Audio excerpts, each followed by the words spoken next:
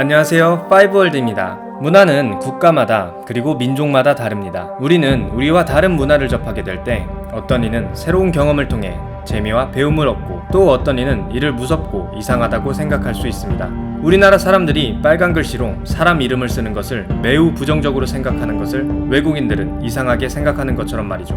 오늘은 우리가 보았을 때 다소 신기하거나 이상하고 또는 무섭다고까지 생각할 수 있는 우리와 전혀 다른 문화 5가지를 준비해 보았습니다.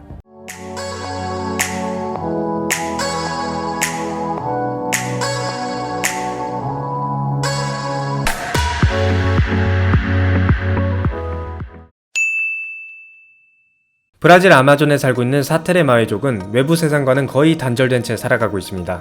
이 때문에 이 부족들은 많은 고대 전통들을 현재까지 유지하고 있는데요. 이 중 하나는 소년들이 진정한 전사가 되기 위해서 불개미가 가득한 장갑에 손을 넣고 버티는 풍습입니다. 13살이 되면 사테레 마웨족의 아이들은 더 이상 소년이 아닌 남자로 거듭나게 되는데요. 하지만 이를 위해서는 성인식에서 이들의 용맹함과 강함을 보여줘야 합니다. 이 아이들은 성인식을 치르기 위해 아무런 보호자 없이 정글로 들여보내지고 블릿 엔트라는 도깨미의 일종을 잡아와야 합니다. 크기가 3cm에 달하는 이 블릿 엔트에 물리면 그 고통이 무려 벌에 쏘인 것의 30배에 달한다고 하는데요. 어떤 이는 블릿 엔트에 물린 고통이 총에 맞았을 때의 고통과 비슷하다고 합니다. 이쯤 되면 물렸을 때 얼마나 고통스러운지 아시겠죠? 각자 개미를 모아 돌아온 아이들은 개미를 부족장에게 건네주게 됩니다. 족장은 개미들의 독을 빼고 이 개미들을 이용해 성인식에 필요한 특별한 장갑을 만드는데요. 바로 이렇게 생긴 장갑입니다. 개미들의 침이 장갑 안쪽을 향하게 만들어진 이 장갑 속에 아이들은 10분간 손을 넣은 채로 그들의 용맹함을 보여줘야 진정한 남자로 거듭날 수 있다고 합니다. 정말 무서운 점은 이 의식이 소년에서 남자로 불리기 위해 19번이 넘게 지속된다고 하네요.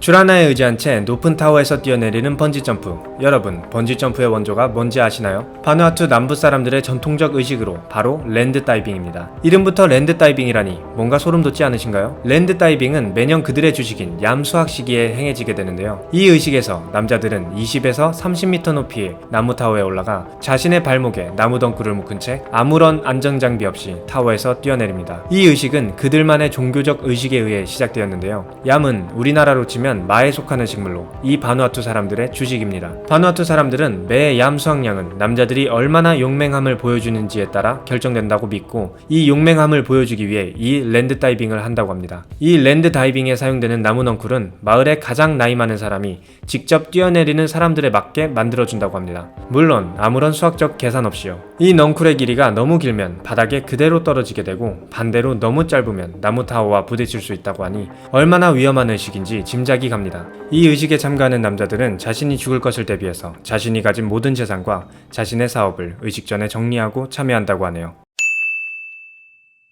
파이어워킹이라고 불리는 이 문화는 말 그대로 맨발로 빨갛게 달궈진 숯 위를 걷는 건데요.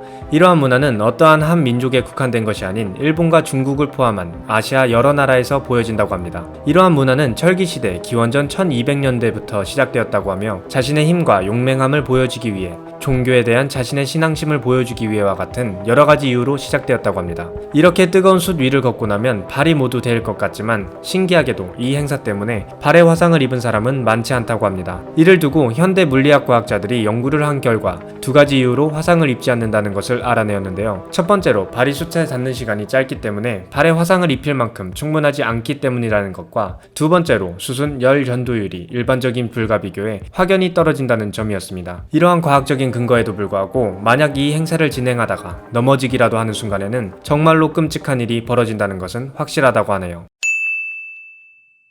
여성의 아름다움은 많은 나라와 다양한 민족에서 아주 오래전부터 남성을 유혹하는 일종의 재능으로 여겨져 왔습니다. 하지만 우다베족은 이러한 일반적인 생각과는 전혀 다른 축제를 가지고 있습니다. 바로 게레울 축제입니다. 이 축제에는 키가 크고 화려한 외형을 가진 남자들이 참가하게 되는데 참가한 남자들은 화장을 하여 여장을 하고 화려한 옷으로 예쁘게 꾸밉니다.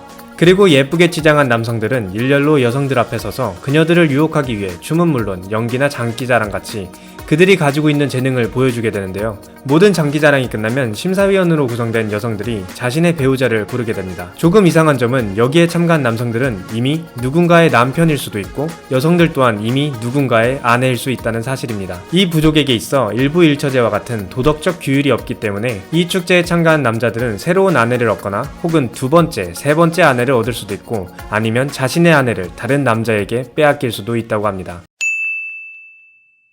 그리스 브론타도스 마을에서는 매년 부활절에 아주 특이한 문화를 가지고 있습니다. 바로 로켓 전쟁인데요. 이 로켓 전쟁은 최소 125년 이상 지속된 아주 오래되고 특이한 문화입니다. 브론타도스 마을에는 두 개의 라이벌 교회가 있는데 바로 세인트 마크 교회와 파가니아 교회입니다. 이 두 개의 교회는 400m 떨어진 언덕에 위치하고 있고 이 라이벌 교회들은 매해 부활절 전날 밤 이 로켓 전쟁을 위해 수만 개의 폭죽을 준비합니다. 그리고 상대방 교회를 향해 수만 개의 폭죽을 발사합니다. 밤새 폭죽을 발사하고 다음날 각자 자신의 교회에 종탑의 종에 몇 개의 폭죽이 맞았는지 세는데요. 이 전쟁의 승자는 상대 교회의 종에 더 많이 맞춘 쪽이 차지하게 됩니다. 이 로켓 전쟁으로 인해 매년 부활절에는 상당한 재산 피해가 발생된다고 합니다. 한 가지 다행인 점은 이 전쟁의 초기에는 실제 대포를 사용했었다고 하는데 1889년 정부에서 대포 사용을 금지함에 따라 폭죽으로 바뀌게 되었다고 합니다.